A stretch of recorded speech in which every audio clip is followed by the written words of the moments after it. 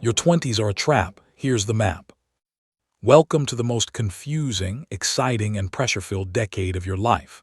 Your 20s are sold to you as a time of pure freedom and self-discovery, a non-stop party where you magically find yourself. But the reality often feels very different. It feels like a hidden trap, one built from silent comparisons, fear of missing out, and the crushing weight of endless choices.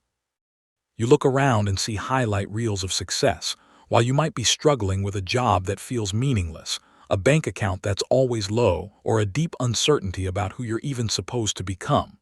This book starts with a simple truth: that feeling of being lost is not your fault. The game was explained to you with bad instructions. You were handed a destination, successful adult, but no one gave you a map for the wild, winding, and unique path to get there. This is that map. It's not about giving you a single rigid path to follow. It's about handing you the tools to draw your own, to see the traps for what they are, and to start navigating with purpose instead of panic. Let's begin the work of turning this decade from a source of anxiety into your greatest adventure. Imagine you're handed a controller for a complex video game you've never played before. The screen is full of blinking lights, mysterious icons, and a landscape you don't understand. No one explains the rules, the goals, or the controls. They just say, "Go play and win." That's exactly what starting your 20s can feel like. You're expected to perform, to choose careers and partners and lifestyles, but the fundamental rules of how to build a good life are never taught. This book is your player's guide. We will break down the game, reveal the hidden levels, and show you how to use your unique strengths to play it your way. Forget the pressure of having it all figured out. Our mission is simpler and far more powerful: to build a life you genuinely love, not just one you can painfully endure.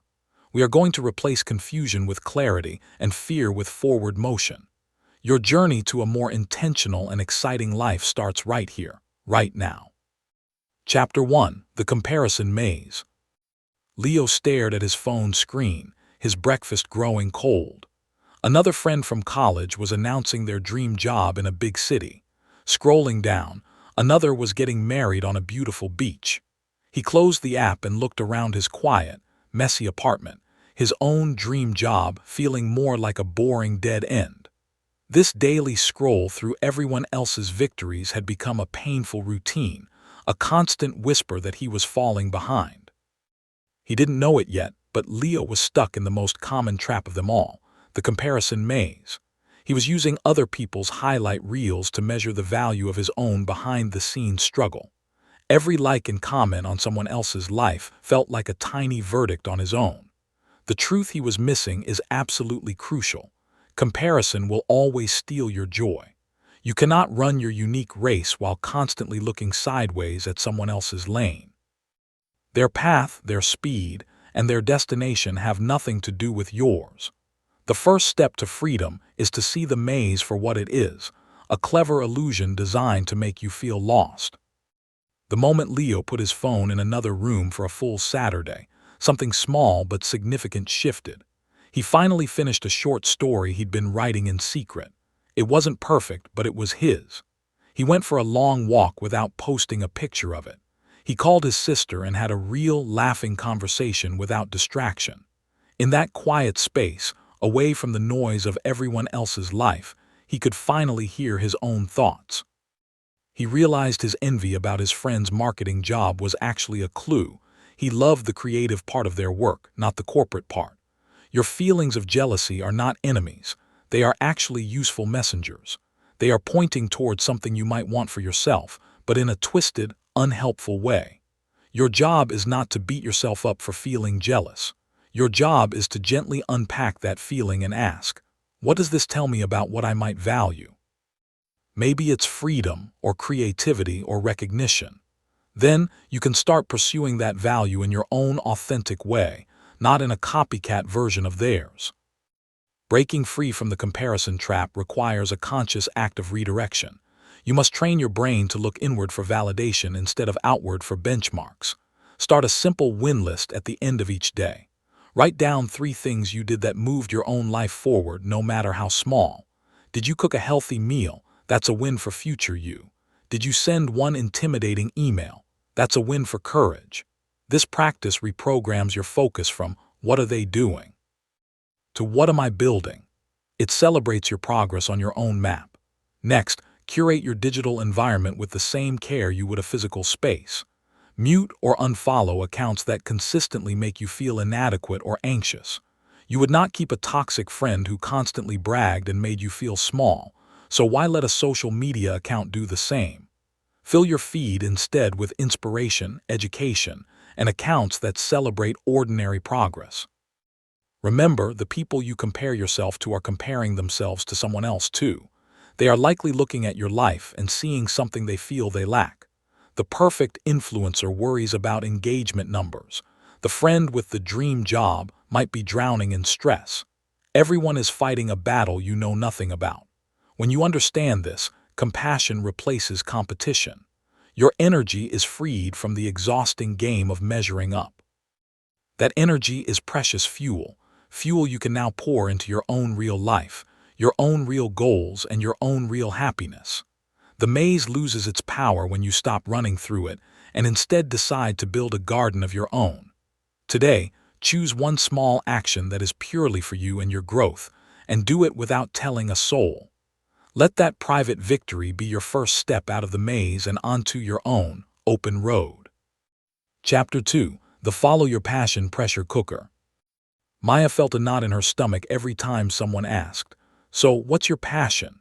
She'd force a smile and mumble something about maybe liking writing or the environment. The truth was, she didn't feel a single burning passion. She had lots of fleeting interests: podcasts, hiking, organizing her space, trying new coffee shops. The famous advice to follow your passion felt like a cruel joke, a door she couldn't find the key to. She watched peers launch passionately into niche careers, while she felt stuck in a general job, terrified she was broken for not having that one clear calling.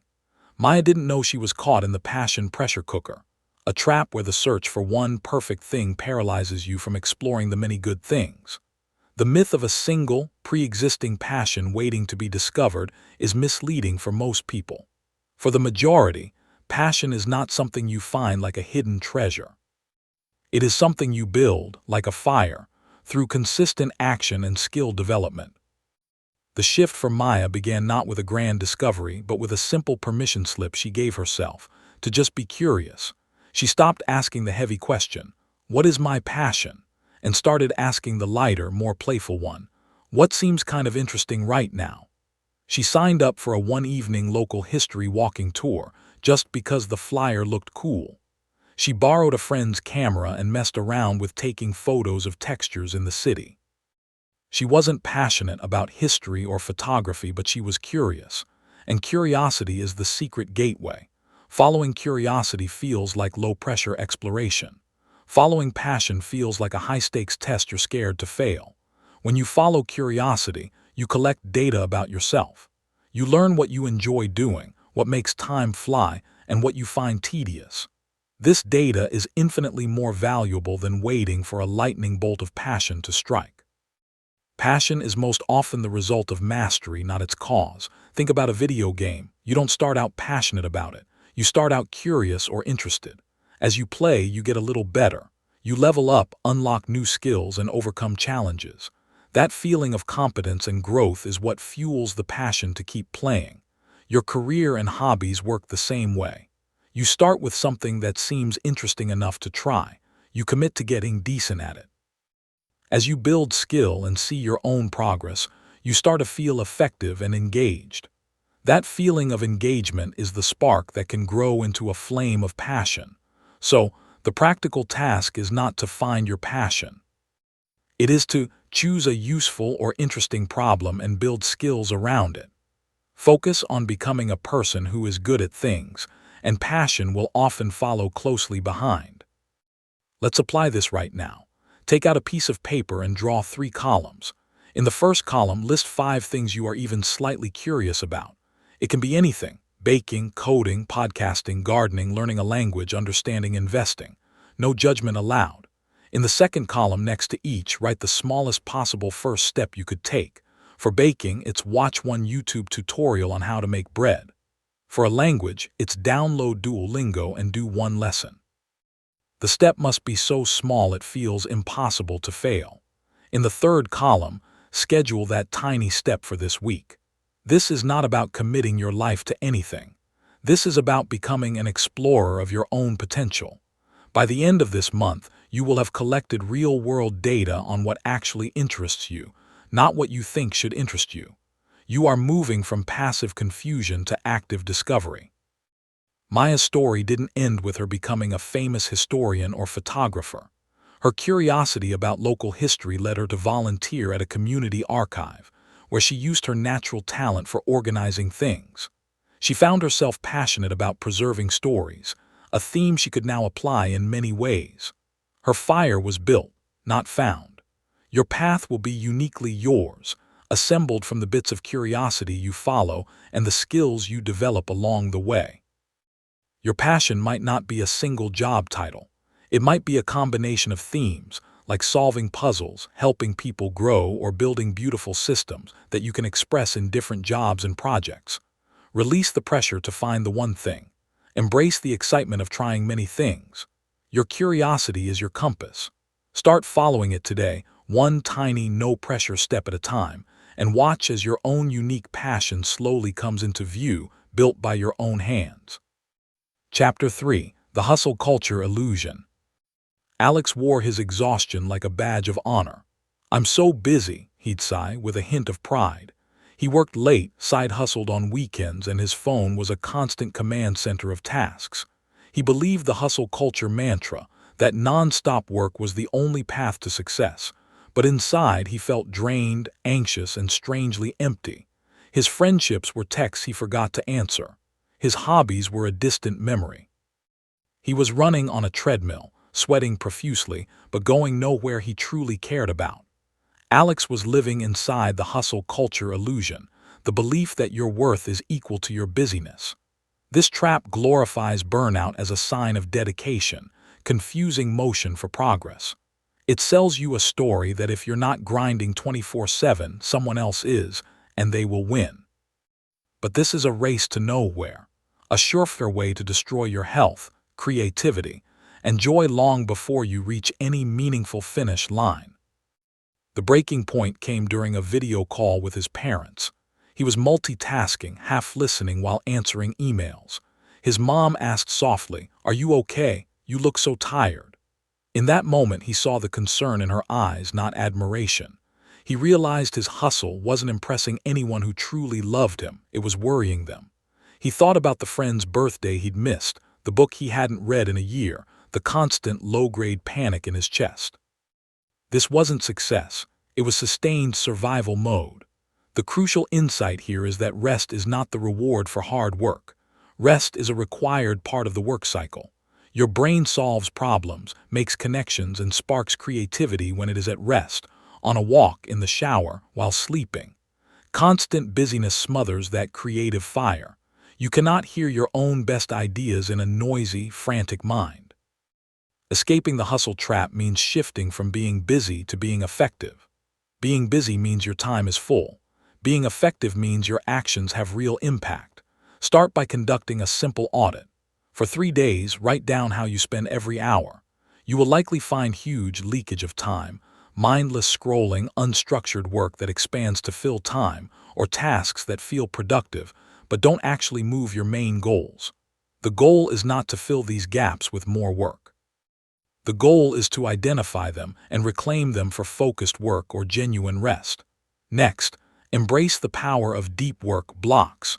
Schedule a 90-minute period in your day, phone on airplane mode, to work on your one most important task. This single block of focused effort will create more value than 8 hours of distracted, multitasking busyness. Protect this time like a meeting with your future self. True wealth in your 20s is not just money, it's time and energy. Hustle culture steals both. Your most valuable asset is your focused attention and your physical and mental health. Start building non-negotiable guardrails around your time. Decide your workday ends at 6 p.m., period. Decide that Saturdays are for adventures, not emails. When you protect your rest and play time, you are not being lazy. You are reinvesting in the machine that creates your success, You will return to your work sharper, more creative, and more resilient. The people who build lasting, meaningful things are not those who burn out fastest. They are the marathon runners, not the sprinters. They understand pace. They value recovery. They know that a well-rested, joyful person makes better decisions and builds better things than a drained, resentful one. Alex's first act of rebellion was small. He left his laptop at work on a Friday for the first time. That Saturday, he went on a long hike, his phone buried in his backpack. At first, his mind raced with work thoughts, but as he kept walking, his mind began to quiet. He noticed the smell of pine, the sound of a creek. He didn't have a brilliant business idea on that hike. He simply felt like a human being again, not a human doing. That feeling was his real victory. He started scheduling blank space in his calendar for thinking and for nothing at all. His work didn't suffer, it improved because his thinking became clearer. Your challenge is to find your version of that hike. What is one thing you can do this week that is purely for joy with no goal of productivity? Do it guiltlessly. You are not opting out of success. You are choosing a smarter, more sustainable, and more human path to building a life that works. The hustle is an illusion. Your balanced, energized, and effective life is the real victory. Chapter 4. Your Personal Compass, Finding Your Values. Sam felt pulled in 100 directions. Her parents valued stability and pushed for law school. Her friends valued adventure and talked about moving abroad. Society seemed to value fancy job titles and nice cars. Sam was making choices based on everyone else's values, and it left her feeling like a passenger in her own life. Constantly anxious, she was making the wrong decision. She was trying to navigate without her own compass. Your values are your internal compass. They are the core principles that guide your decisions and define what a good life means to you. When you don't know them, you get blown off course by every external opinion and trend. When you do know them, making choices becomes clearer, even if they're hard. You stop asking, "What should I do?" and start asking, "What would the person I want to be do?" This chapter is about digging up your buried compass and learning to trust its direction. The turning point came during a frustrating team project at work. The group decided to take a shortcut Sam knew was dishonest. Everyone else agreed it was fine, just how things are done. The pressure to go along was intense, but a deep, uncomfortable feeling in her gut screamed no. She finally spoke up, awkwardly suggesting a more honest approach. The team groaned but eventually agreed. Afterward, she felt shaky but incredibly strong. That gut feeling was her value of integrity speaking up. It wasn't loud or flashy. It was a quiet, firm nudge. Your values don't always show up as grand passions. Often, they reveal themselves in moments of discomfort, when something feels off, or conversely, when something fills you with a sense of rightness. Pay attention to those feelings. They are your compass needle trying to point you true north. Let's actively discover your core values right now. Find a quiet space with a notebook. First, think of 2 or 3 peak moments in your life, times you felt truly alive, proud, or deeply satisfied. Write them down in detail. What were you doing? Who were you with? What about that moment felt so good? Now mine those stories for values. If you felt proud finishing a marathon, your value might be perseverance or health. If you felt alive organizing a fun party for friends, your value might be connection or creativity. Next, think of moments of deep frustration or anger. Often, we get angry when a core value is violated. If you get angry about unfairness, justice might be a value. If you hate feeling controlled, freedom could be key. This exercise gives you a starter list of words that resonate with your heart. Now take your list of maybe 10 value words. Your mission is to narrow it down to your top 3 to 5 core values. Imagine you're packing a small backpack for a long journey. You can only take the most essential items. These are your core values. Compare them. If you had to choose between a job that offered adventure but no security, which matters more? This process forces clarity. Write your final core values on a note card. Describe what each one means to you in your own words. For example, creativity, making space to build and express ideas regularly. This is not a final, permanent list set in stone. It is your best map for the next part of your journey. You can revise it as you grow, but for now, these are your guiding stars. Sam wrote her card: growth, authenticity, contribution. She taped it to her bathroom mirror. The next time her mom mentioned law school, she looked at her card. Law school didn't align with growth or authenticity for her right now. It felt clear, not confusing. She started looking for jobs in coaching which hit all three values. Decisions didn't magically become easy, but they became hers. She had a filter. Your values are your superpower for decision-making. Faced with a choice, ask, which option best honors my core values? It cuts through the noise of what looks good or what others expect. It leads you to choices that, even if challenging, will make you feel aligned and strong. You will build a life that feels like you, not a life built from borrowed pieces. Your values compass doesn't tell you the exact road to take. It just points north. Your job is to take the steps. Start small this week. Choose one of your core values and perform one tiny action that honors it. If your value is connection, call an old friend. If it's health, go for a 20-minute walk. If it's learning, read 10 pages of a nonfiction book.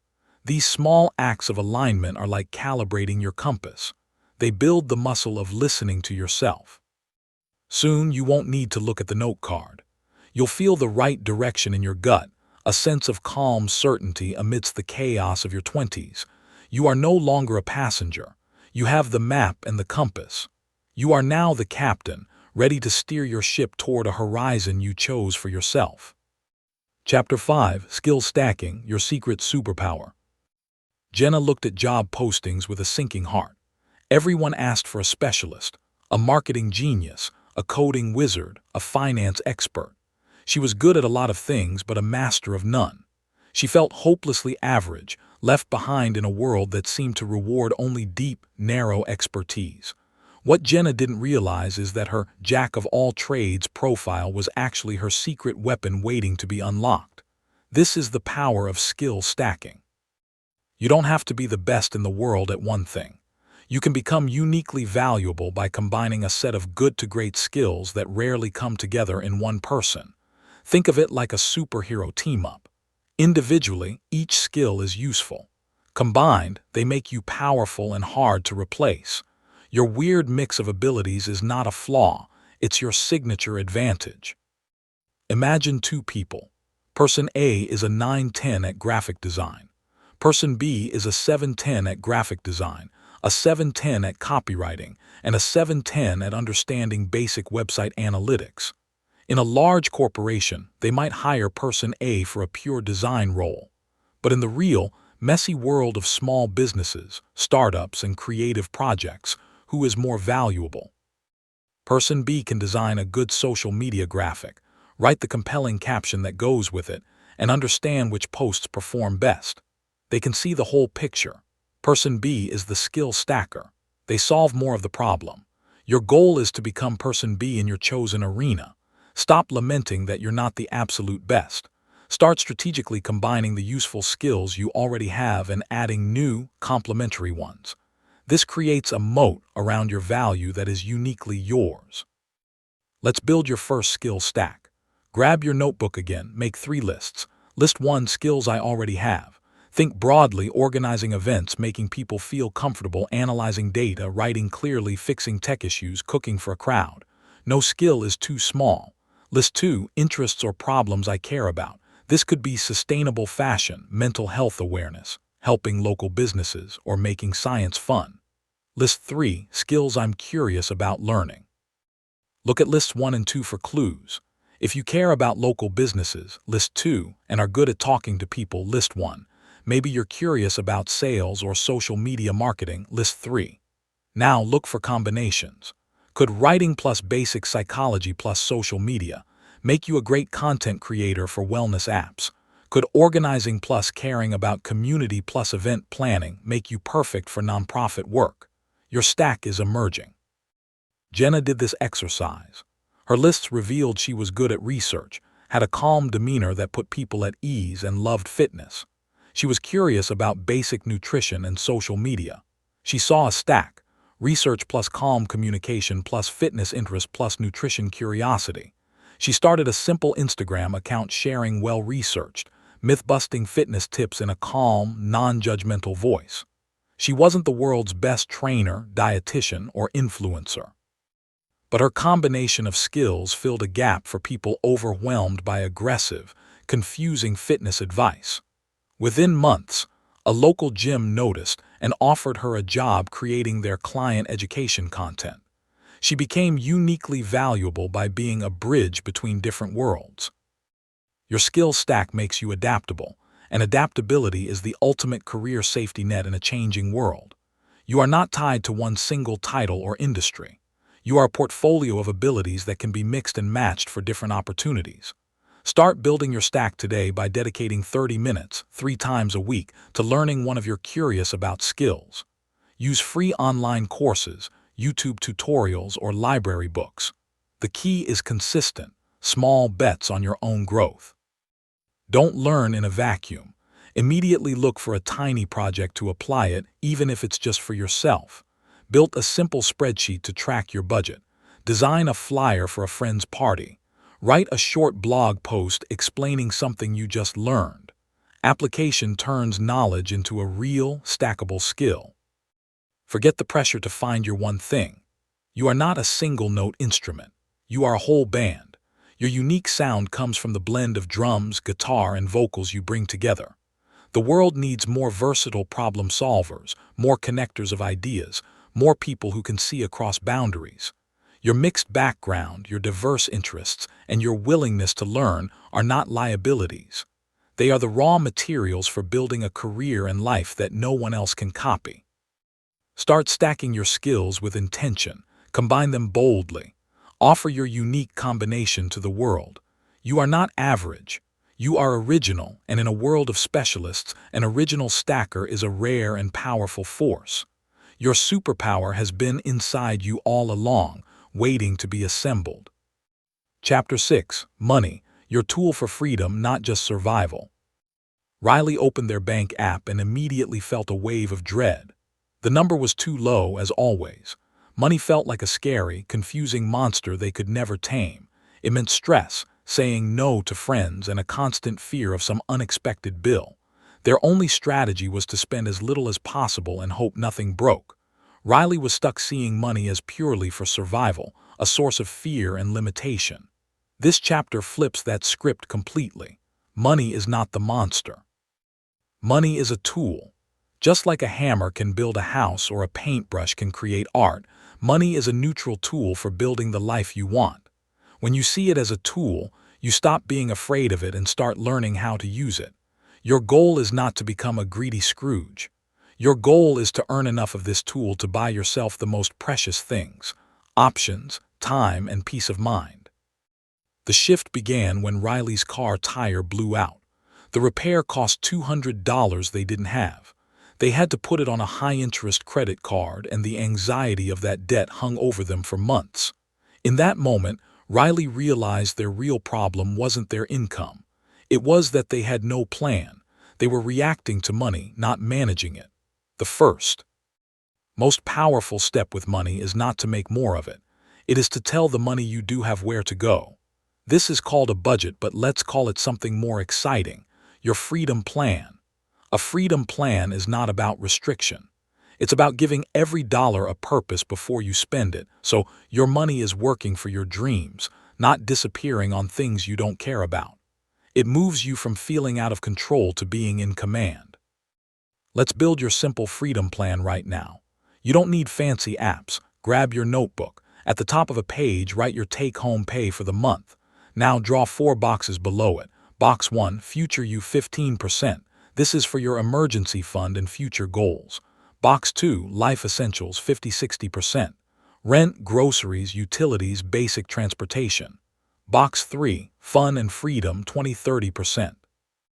Eating out, movies, hobbies, travel, the things that make life enjoyable. Box 4, Learning and Growth 5-10%. Books, courses, a better work chair, investments in yourself. The percentages are guides, not rigid rules. The magic is in the categories. Now take your income and put the amounts into each box. Suddenly, you see a plan. You see that $50 for dinner out comes from your fun box, not from your rent box.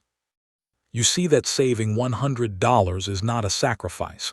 It's a payment to future you. You are now the boss of your money. Riley started this. Putting even $25 into the future you box felt silly at first. But 3 months later, when they needed new glasses, they had $100 saved. They didn't need the credit card. That feeling of being prepared, of solving a problem calmly, was a new kind of confidence. It was financial peace. They started seeing fun money as guilt-free spending because it was planned for. They used learning money to take a cheap online course in digital marketing, which later helped them get a small raise. Their money was no longer leaking away. It was being deployed as a tool for stability, joy, and growth. The fear was replaced by a growing sense of capability. This is the real goal, to feel calm and in control of your financial life, regardless of the number in your account. Your next tool is the emergency buffer. This is your sleep well at night money. Your first target is $500. Put it in a separate savings account and don't touch it unless it's a real emergency, car repair, medical bill, not a sale on shoes. This tiny buffer breaks the cycle of panic when something goes wrong. It turns a crisis into a manageable inconvenience. Once you have that, build it to cover 1 month of essential expenses. This buffer is pure freedom. It means you have options. It means you can leave a bad living situation or a terrible job because you have a runway. You are no longer trapped. Every dollar you add to this buffer buys you a little more peace and a little more power to choose your own path. Money mastery in your 20s is not about being rich. It's about building a foundation so solid that you can take smart risks, pursue interesting opportunities, and weather life's storms without falling apart. It's about turning money from a source of fear into a source of fuel. This week, take 1 hour to make your freedom plan with the 4 boxes. Just estimate the numbers. Then, open a separate online savings account, many are free, and name it Emergency Buffer. Set up an automatic transfer of $10 or whatever you can from your checking account every payday. You have now started. You are no longer a victim of your finances. You are an architect, building a foundation of security with the simple, powerful tools of a plan and a buffer. You are on your way to using money not just to survive, but to build a life you are truly excited to live. Chapter 7. Building your launchpad health and energy. Curran would pull all-nighters to meet deadlines, fueled by energy drinks and fast food. On weekends, he'd recover by sleeping until noon and feeling groggy all day. He thought of his body like a car he could run into the ground and occasionally refuel with cheap gas. He was confused why he always felt drained, foggy, and unmotivated. Curran was missing the fundamental truth. Your body and mind are not just along for the ride. They are your launchpad. Every dream, relationship, and goal depends on the energy and clarity this launchpad provides. You cannot build an exciting life from a foundation of exhaustion and burnout. Taking care of your physical and mental health is not selfish vanity or a chore. It is the most strategic investment you can make in your entire future. It is the act of upgrading your base of operations so you can perform at your best. The wake-up call wasn't dramatic. It was a Tuesday afternoon. Curran was staring at a simple work email, unable to focus. His brain felt like static. He realized he had felt this fuzzy, low-energy state for months. He wasn't living, he was dragging himself through the days. He decided to run one experiment. For 1 week, he would prioritize sleep. No screens after 10 p.m., in bed by 11. The first few nights were hard, but by day 5, something changed. He woke up before his alarm, feeling clear. That email that seemed impossible now took him 10 minutes. His afternoon energy dip was less severe. He had proven to himself that one simple habit could dramatically change his operating system. Energy is not a mystery. It is the direct result of how you treat your body. Sleep, nutrition, movement, and stress management are the dials you can turn to increase your power. Let's design your personal energy upgrade plan. We will focus on small, non-negotiable habits, not a complete life overhaul. Think of these as mandatory maintenance for your human machine. Habit 1. The sleep anchor. Pick a consistent wake-up time 7 days a week within a 1-hour window. This single habit trains your body's internal clock, giving you more stable energy. Habit 2. The movement snack. You don't need a 2-hour gym session. Commit to 20 minutes of movement you don't hate 5 days a week. A brisk walk, a dance video in your living room, a short bodyweight workout. This isn't for a six-pack, it's for mental clarity and mood boost. Habit 3. The hydration first. Before your first coffee, drink a big glass of water. Keep a water bottle with you all day. Dehydration is a leading cause of fatigue and brain fog. Your mental health is the software running on your physical hardware. You must protect it. Habit 4. The input diet. Just as you watch what you eat, watch what you feed your mind. Consume news and social media intentionally, not compulsively. Set a 30-minute timer for scrolling, then close the apps. Fill the extra time with an audiobook, music, or silence. Habit 5. The mental pause. Build 5 minutes of quiet into your day. Sit, breathe, and just notice your thoughts without judging them. This isn't advanced meditation, it's a brain break. It lowers your stress operating system.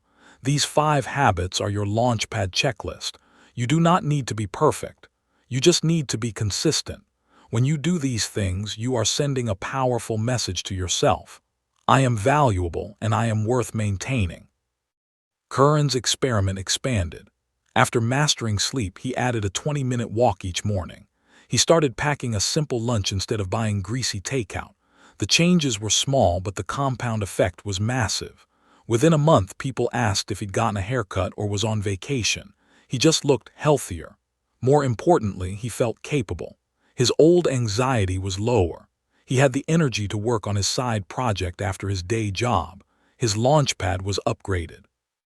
He was no longer trying to launch his dreams from a swamp of exhaustion. He had built a stable, solid platform from which he could finally take off. His health was no longer an afterthought. It was his #1 project because every other project depended on it. Your mission this week is to run your own 1-week experiment. Pick one of the 5 launchpad habits, just one.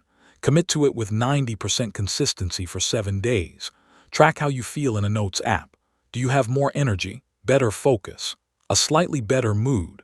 This data is your motivation. Once that habit feels automatic, add another. This is not about a punishing regimen. It's about gentle, powerful upgrades to the only vehicle you have for this journey called life. You cannot pour from an empty cup. You cannot build a castle on sand. By investing in your health and energy, you are filling your cup and pouring a concrete foundation. You are making sure that when opportunities for love, adventure, and success come, you have the vitality to grab them, enjoy them, and run with them. Your launchpad is waiting to be built. Start today. Chapter 8. Relationships that lift you up. Chloe's friends were the people she'd known since high school, but lately, nights out with them felt draining. Conversations were gossip or complaints. They teased her for reading books or wanting to try new things, calling her boring. She felt lonely even when she was with them, but the thought of finding new friends as an adult was terrifying. Chloe was stuck in a relational trap, confusing history for compatibility. The people you spend the most time with shape your thoughts, your habits, and your vision for your life. You are the average of the 5 people you're closest to. This isn't about ditching old friends out of snobbery. It's about honestly assessing which relationships give you energy and which ones take it away. Your inner circle should be your support team, not your anchor. The realization came during a weekend trip. One friend, Sam, was different. Sam asked curious questions about Chloe's new job interest. They went on a morning hike together while others slept in. Sam talked about a class they were taking, eyes bright with excitement. Being around Sam felt like fresh air.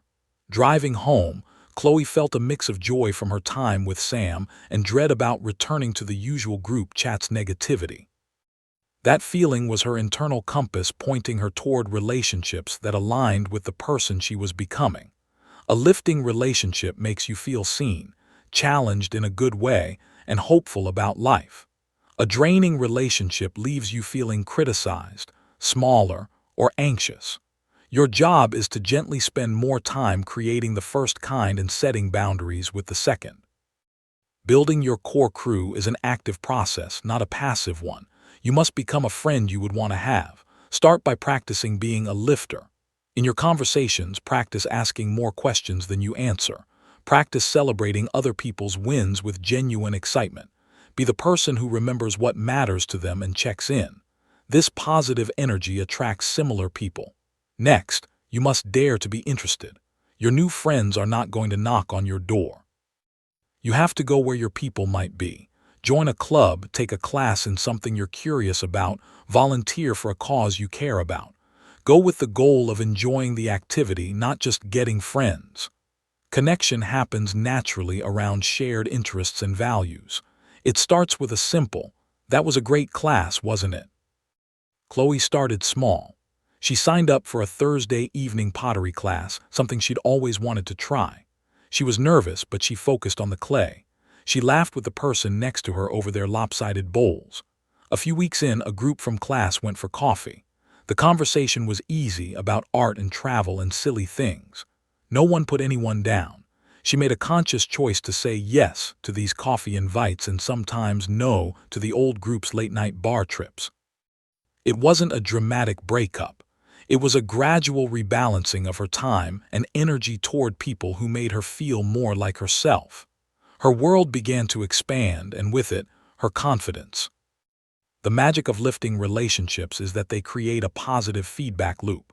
When you are supported, you take bigger risks. When you take risks and succeed, you have more to celebrate with your crew. They lift you, you lift them. This becomes your relational ecosystem, a garden you tend together. It also means learning the vital skill of asking for help. Vulnerability is not weakness in a strong friendship. It is the glue. Saying, "I'm really stressed about this, can I talk it through?" invites deep connection. It gives your friend the chance to be there for you, which makes them feel valued. This week, reach out to one person who makes you feel good. Don't just send a meme. Send a voice note or make a call. Say, "I was just thinking about you, how's that project going?" Nurture the connections that matter. You are the guardian of your own energy and growth.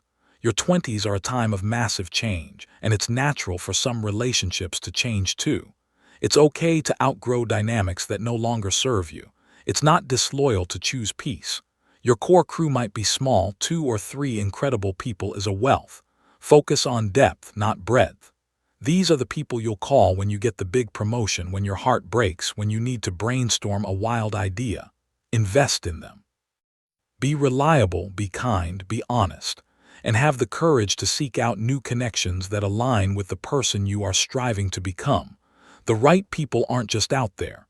They are looking for someone like you too. Build a circle that lifts you, and you will find yourself rising higher together. Chapter 9. Love and dating without losing yourself. Aisha fell hard and fast. When she met Mark, he became her entire world. She dropped her weekly game night with friends to see him. She started watching his favorite shows, listening to his favorite music. She laughed at jokes she didn't find funny. 6 months in, she looked in the mirror and didn't recognize the person staring back. Her own hobbies, opinions, and spark felt buried. She was in love, but she had disappeared. Aisha's story is a classic trap, seeking completion in another person. A healthy relationship is not 2 halves making a whole. It is 2 whole people choosing to share their complete, vibrant lives. Dating should be a process of discovery. Do our lives fit well together? Not a desperate search for someone to fill your emptiness or fix your problems. You must build a solid, happy life first. Then, a partner becomes a wonderful bonus, not your entire source of happiness. The breakup was painful, but in the quiet that followed, Aisha had a profound realization. She missed herself. She missed painting, her silly podcasts, her Thursday dinners with her cousin. She started doing those things again, slowly. She felt a flicker of her old joy returning, not from a man's attention, but from her own company. This is the foundation. You must be your own primary partner.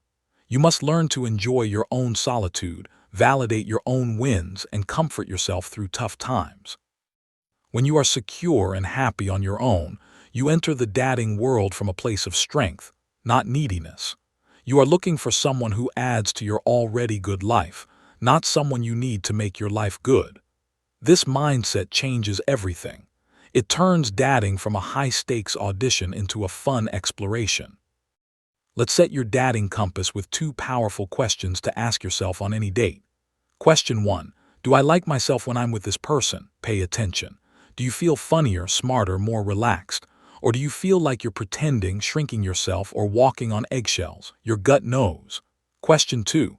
Does this person's life look like one I'd want to be a part of?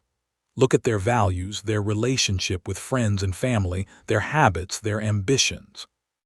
Are they building something you admire? It's easier to join a train going somewhere good than to try to redirect one headed off a cliff.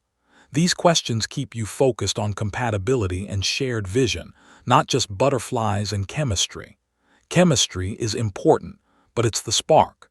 Shared values and mutual respect are the fuel that keeps the fire burning. You must also learn to see red flags not as exciting challenges, but as stop signs. A red flag is a clear warning of a potential problem, often downplayed in the early, hopeful days. Common ones include: they speak disrespectfully about their exes, they are overly critical of you early on, jokingly, they pressure you to move faster than you're comfortable with, they are inconsistent with communication, hot and cold, or they make you feel guilty for spending time with other people. When you see a red flag, believe it. Do not make excuses for them. Your time and heart are precious. It is better to be single than to be in a relationship that dims your light. Have the self-respect to say, "This doesn't work for me," and walk away. This creates space for the right person to walk in. Aisha took a long break from dating. She focused on her launchpad, her health, her friendships, her pottery class. When she felt full and happy on her own, she tried dating again with a new rule. She would not cancel plans with friends or herself for a last-minute date. Her time was valuable. She met Liam at a bookstore. Their first date was a walk in the park. He asked about her pottery and actually listened. He talked about his own passion for woodworking. They had chemistry, but she also liked herself with him. She felt calm, not anxious. She kept her game nights and he kept his basketball nights. They were two complete circles that overlapped in a beautiful, supportive Venn diagram. They were building something side by side, not fused into one tangled mess. Your goal in love is to find a teammate, not a master or a project.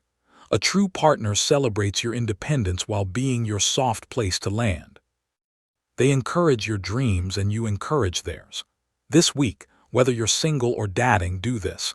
Write down 3 non-negotiable values you need in a partner, e.g., kindness, ambition, emotional availability. Also, write down 3 things you love to do alone. Protect those solo activities fiercely. If you're dating, use your 2 questions. If you're single, pour love into your own life until it overflows. The right relationship should feel like coming home to yourself, while simultaneously exploring a wonderful new world with someone you adore. Don't lose yourself to find love. Build yourself so strongly that the right love finds you, and together, you become an unstoppable team. Chapter 10. The Courage to Try and the Wisdom to Quit. For 2 years, Ben talked about starting a podcast. He bought a microphone, designed a logo, even outlined episodes, but he never hit record. The fear was too loud. What if I sound stupid? What if no one listens? He was waiting for the perfect moment, the perfect setup, the perfect feeling of confidence that never came. Ben was trapped in the ready myth, the belief that you must feel completely prepared and fearless before you begin. This myth paralyzes more dreams than failure ever will. The secret: courage is not the absence of fear. It is feeling the fear and taking the small first step anyway. You will never feel 100% ready. The confidence you seek is built through action, not before it. The most successful people are not fearless. They are the ones who learn to start messy, to learn in public, and to treat early attempts as experiments, not final exams. The shift happened during a catch-up with an old mentor. Ben mentioned the podcast again. His mentor asked, "What's the absolute smallest, easiest version of this you could do?" Ben thought and said, "I guess I could record a 5-minute test episode just for me." "Do that today," his mentor said. That afternoon, heart-pounding, Ben recorded 5 minutes of himself talking to an empty chair. It was awkward, he hated his voice. But he did it, he survived. That tiny action broke the seal. He recorded another, slightly better one. He let one friend listen. The friend gave one piece of feedback. Ben realized starting wasn't about a grand launch.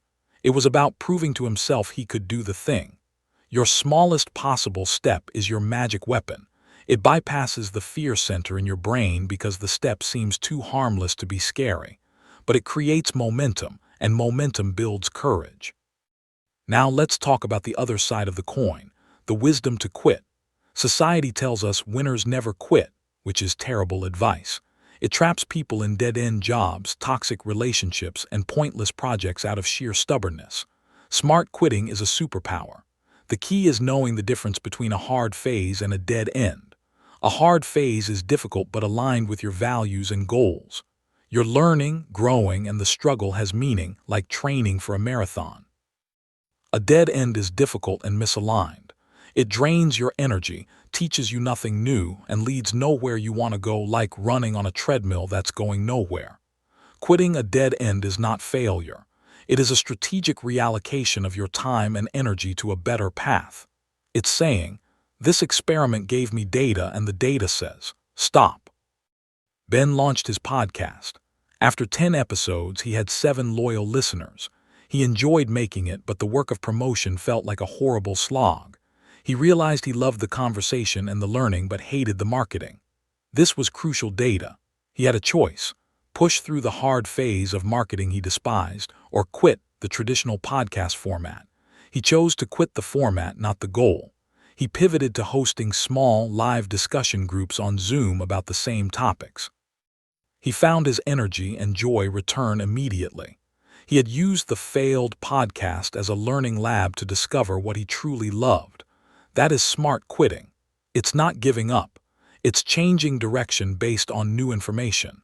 Every wrong turn teaches you something vital about yourself and the world. Your mission this week is twofold. First, start something tiny. Identify one thing you've been putting off.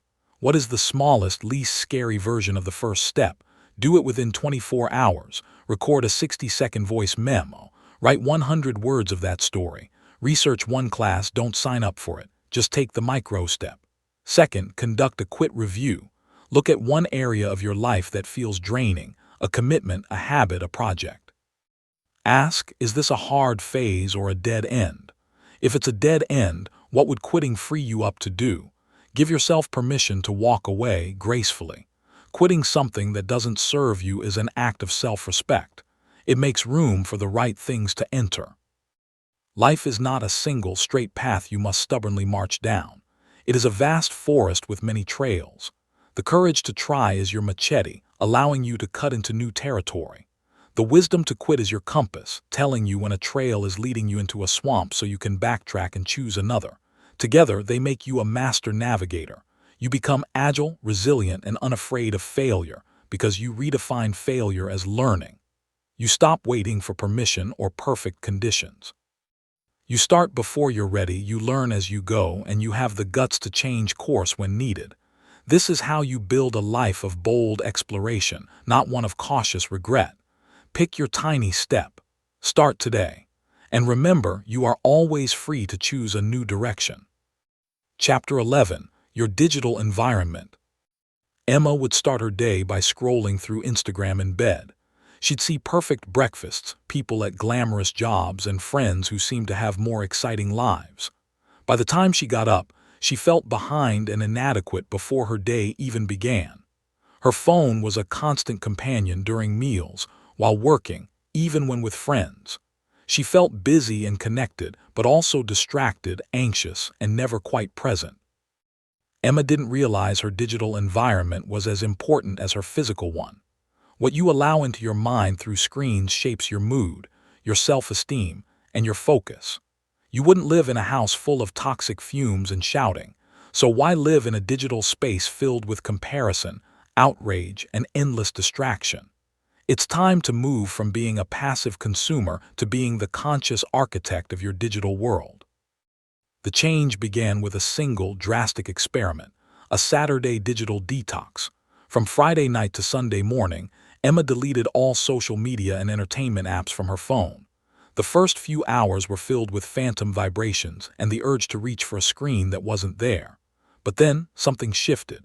She read a book for an hour without checking her phone. She went for a long walk and actually noticed the trees. She had a deep, uninterrupted conversation with her roommate. On Sunday, she felt a sense of calm she hadn't experienced in years. She realized her constant scrolling wasn't filling a void.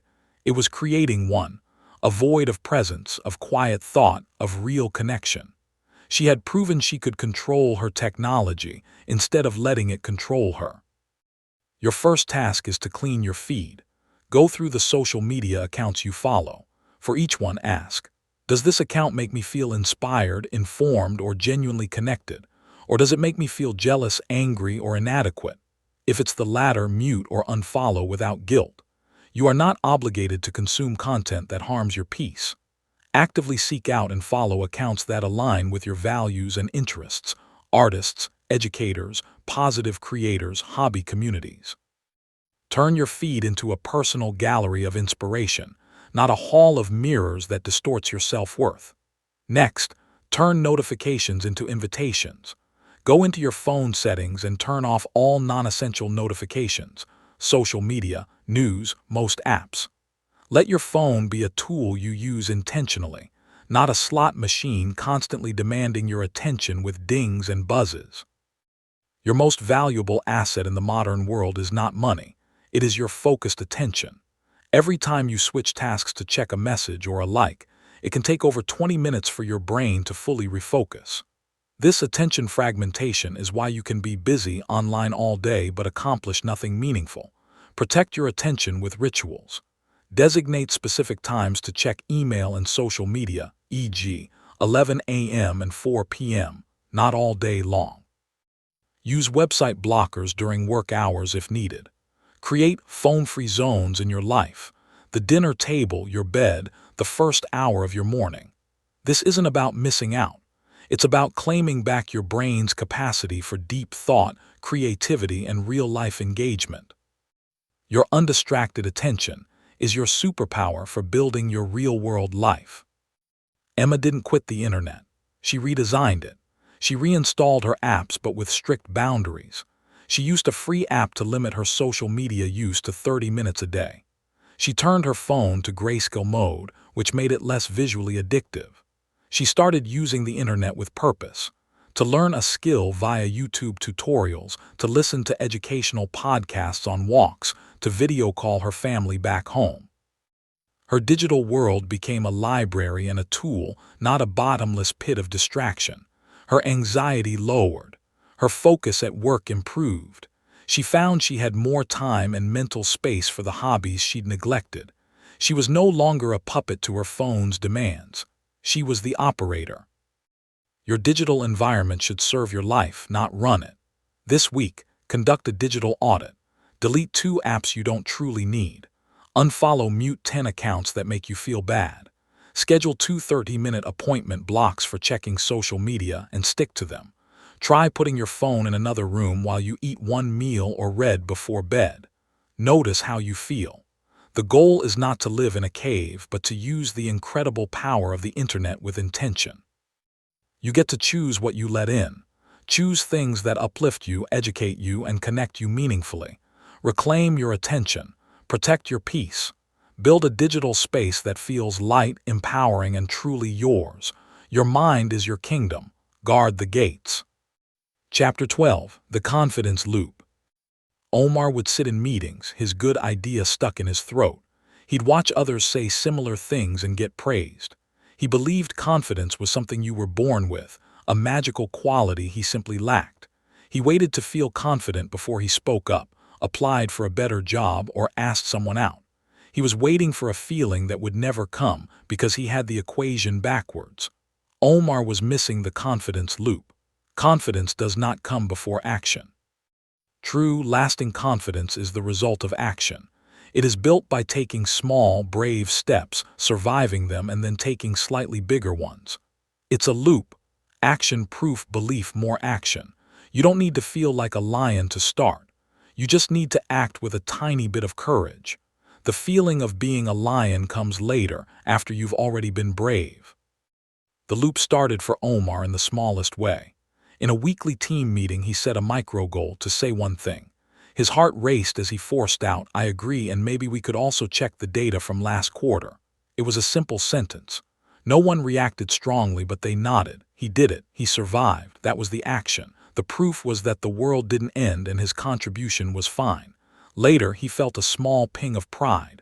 That was the beginning of belief. Maybe I can do this. The next week, he said two things. The loop was turning. He applied this to the gym, going just twice a week with the goal of doing something, not a perfect workout.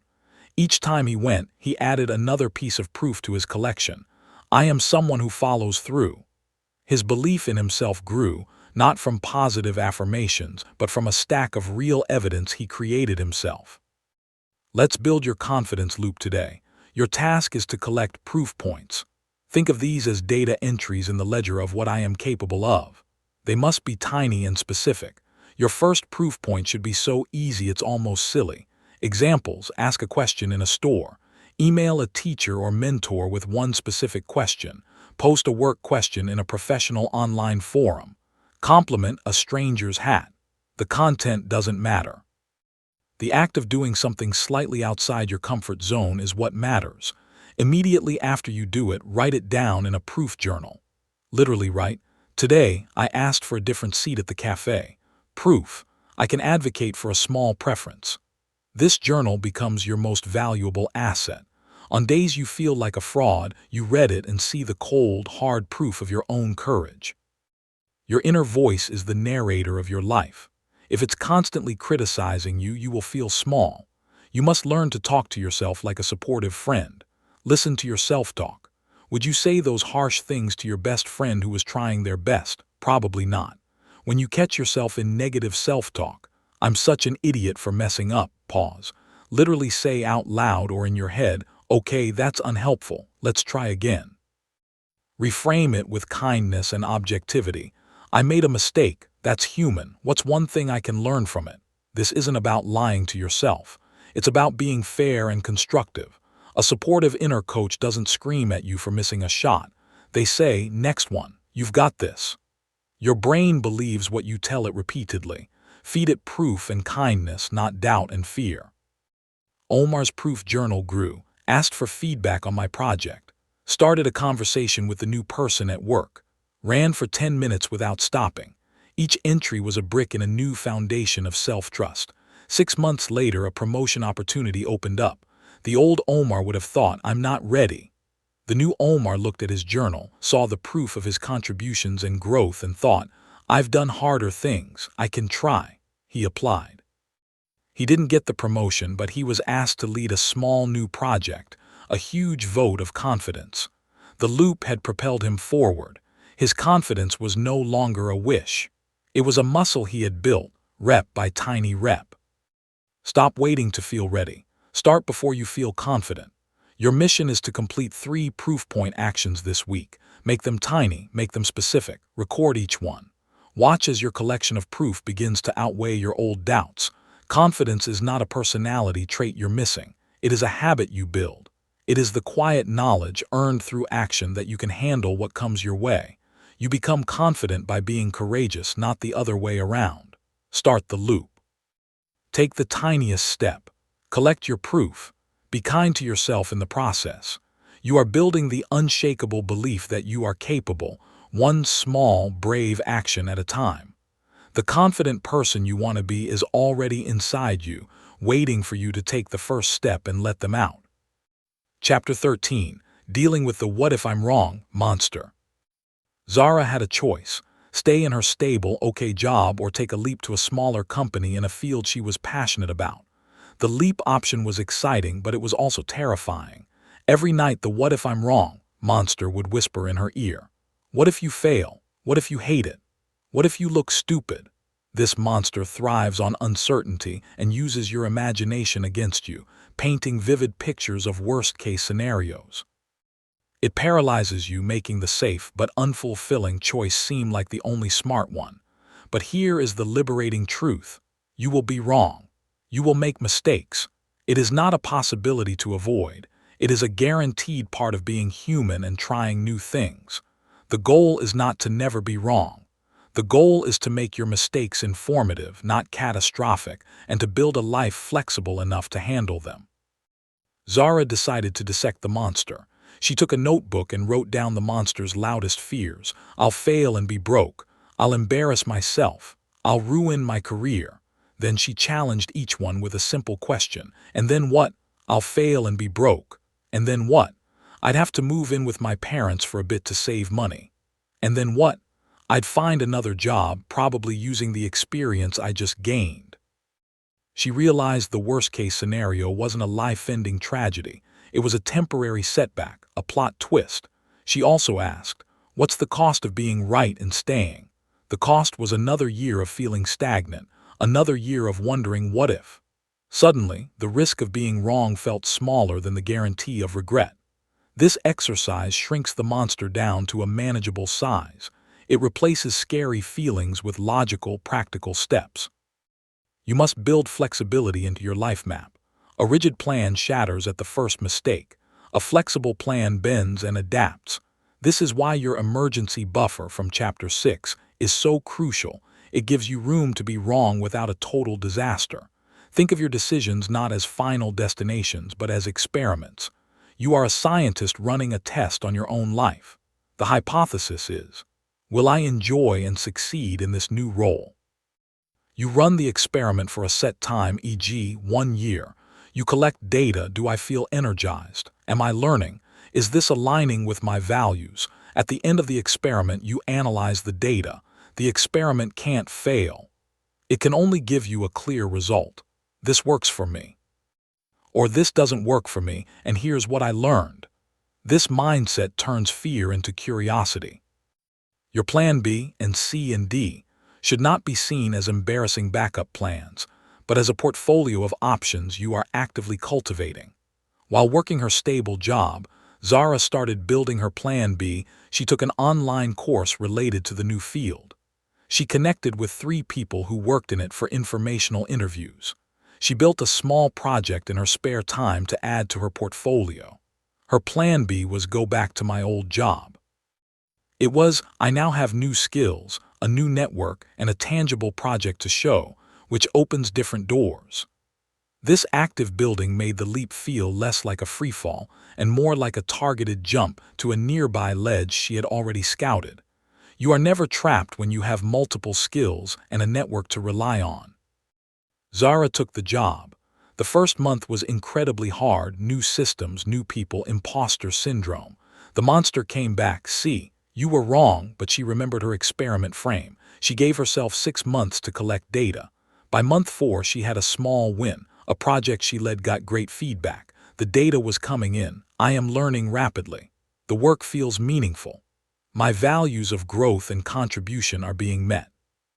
The monster's voice faded, replaced by the evidence of her own experience.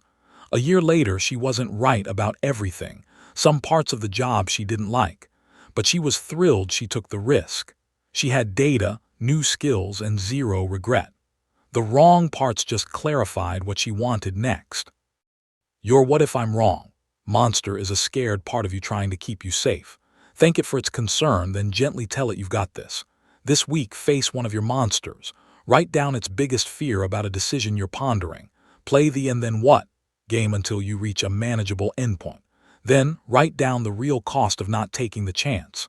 Finally, take one tiny step to build a flexible option or gather data for your experiment. Could you research it for 20 minutes? Talk to one person who's done it. The monster loses power in the light of logic and action. Being wrong is not a dead end. It is a detour that often shows you a more interesting path. Embrace the experiment. Collect the data. Build your flexibility.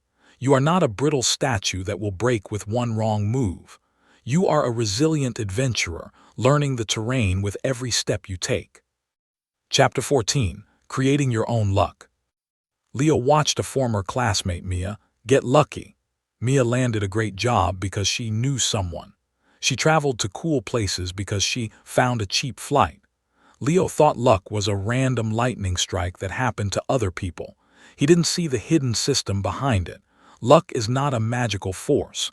It is a predictable result of preparation meeting opportunity. People who seem lucky are usually the ones who have put themselves in the path of more opportunities and have the skills to act when they appear. They don't win the lottery. They win because they bought a ticket, showed up at the right time, and knew how to play the game.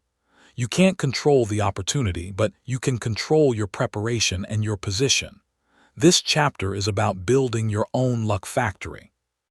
Mia's lucky job came from a connection, but that connection wasn't random. Mia had been actively building her network for a year. She didn't just collect business cards, she added value. She shared interesting articles with people, made introductions between contacts who could help each other, and asked thoughtful questions when she met someone in her field. When a job opened up at her contact's company, Mia was top of mind not because she asked for a favor, but because she had been a helpful, engaged person for months. The luck was the timing of the job opening. Her preparation was the relationship she had already built. Luck favors the connected. Your network is your net worth. But networking isn't schmoozing. It's about being genuinely curious about people and finding ways to help them with no immediate expectation of return. To be in the right room, you must first leave your house. Luck rarely knocks on your door while you're scrolling alone. Say yes to invitations even when you're tired. Go to that meetup, that lecture, that friend of a friend's party. Your goal is not to hand out 50 resumes. Your goal is to have 3 genuine conversations. Ask people, what's exciting you in your work right now? Or what's a challenge you're facing? Listen deeply. Follow up with a message saying how much you enjoyed the conversation and mentioning one specific thing you discussed. This is how you turn a random meeting into a real connection. Also, embrace the adjacent room. Sometimes the right room isn't the obvious one. A writer might find their best opportunity at a tech meetup because everyone needs good writers. Bring your unique skill stack to unexpected places. You must also become a master of the follow-up and the follow-through. Luck often dies in the gap between meeting someone and taking the next step. When you have a good conversation, send that follow-up email within 24 hours. If you promise to send someone a link, do it immediately. If you volunteer to help with a small task, do it exceptionally well. This builds a reputation as reliable and proactive. People get lucky with opportunities because someone thinks, I know just the person for this. They get things done. Be that person. Your reliability becomes your brand, and that brand attracts opportunities. Keep a simple spreadsheet of people you meet, with a note about your conversation and a date to follow up in a few months. Nurture your network like a garden, not like a firework you set off once. Leo decided to test this. He wanted to shift into content creation. Instead of just applying for posted jobs, he started creating small pieces of content about his interests and sharing them online. He commented thoughtfully on posts by people he admired in that field. He reached out to one creator for a 15-minute curiosity call to ask about their journey. He did this consistently, without asking for anything. A few months later, that creator was overwhelmed with work and remembered Leo's thoughtful comments and genuine curiosity. They offered him a small freelance gig to help out. That was Leo's lucky break. But he had built the ramp for that luck to walk right up to his door through his public work and respectful outreach. Stop waiting for luck. Start building your luck surface area. This week, take one action to increase your luck exposure. Have one genuine conversation with someone new at an event or online. Share one piece of work or an idea publicly, a post, a short article, a portfolio piece. Follow up with one person you met last month just to check in. Luck is not a lottery. It is a numbers game you can rig in your favor by showing up, adding value, and being ready when your preparation intersects with a chance. You are not a passive bystander hopping for good fortune. You are an active participant laying the tracks for the luck train to arrive. Get in the game. Be visible. Be helpful. Be prepared. Your lucky break is being constructed by your own hands, one connection, one project, one brave act of sharing at a time. Chapter 15. The Long Game, Planting Trees You'll Never Sit Under. Sophie felt frantic. She was 28 and it felt like her 20s were slipping away. She hadn't hit any of her big society-defined milestones, a management title, a serious relationship, buying a home. The pressure to have it all now was overwhelming. She was sprinting but felt like she was falling further behind. Sophie was stuck in short-term thinking, measuring her life in tiny, anxious chunks. This final chapter is about the most powerful mindset shift of all, playing the long game. A meaningful life is not built in quarterly sprints. It is built over decades, like planting a forest. You plant seeds of skills, relationships, health, and character that will grow long after you've forgotten you planted them. You may never sit in the full shade of the tree you plant today, but someone will. More importantly, you become the kind of person who plants trees. Sophie's grandfather visited her small apartment. He looked at her bookshelf, her little balcony herb garden, her computer where she did her freelance design work. He said, "You're building good soil here, kid." Confused, she asked what he meant. He explained his own life, how he took a low-paying apprenticeship at 25 that taught him everything, how he saved slowly for 10 years to buy his first house, how his best friendships took decades to deepen. "You're tending your plot," he said. "The soil, your skills, your habits, your mind, that's what matters. The big trees come later, but only if the soil is rich." That phrase, building good soil, changed everything for Sophie. It freed her from the tyranny of immediate, flashy results. Her focus shifted from "what fruit can I pick today?" to "how can I enrich my soil this season?" Playing the long game means thinking in 5-year blocks, not 5-day panics. Where do you want your soil to be in 5 years? Not what job title, but what skills do you want to have mastered? What kind of relationships do you want to have nurtured? What state of health do you want to be in? With that 5-year vision, you can reverse engineer the daily and weekly habits that build toward it. It turns overwhelming goals into manageable processes. If you want to be financially independent in 20 years, the task today is not to make $1 million. It's to save $50 and learn one thing about investing. If you want to be a respected expert in your field in 10 years, the task today is to write 300 words or code for 30 minutes. The long game is won through consistent, small actions compounded over time. There is a quiet, deep joy in this kind of building. It's the joy of the craftsman sanding a piece of wood, knowing it will be part of a beautiful table someday. It's the joy of the writer filling a page, knowing it's one of hundreds that will become a book. This joy comes from ownership and integrity. You are not building for applause or for a quick payoff. You are building because the act of building something well with care is satisfying to your soul. You are aligning your daily actions with a future you believe in. This builds a profound sense of inner peace and confidence that no external milestone can provide. You are no longer at the mercy of the world's approval. You are a builder on a mission, and the mission itself is the reward. Sophie stopped checking LinkedIn obsessively. She created a soil building tracker in her journal with categories: learn, connect, create, health. Each week, she focused on small actions in each. She took a challenging online course that wouldn't lead to an immediate raise but would deepen her expertise. She invested more time in 2 close friendships. She saved a tiny percentage of her income in a long-term investment account. She stopped worrying about being behind. She was playing a different game entirely, a game measured in decades, not months. She found that this slower, more intentional pace reduced her anxiety and made her present in her own life.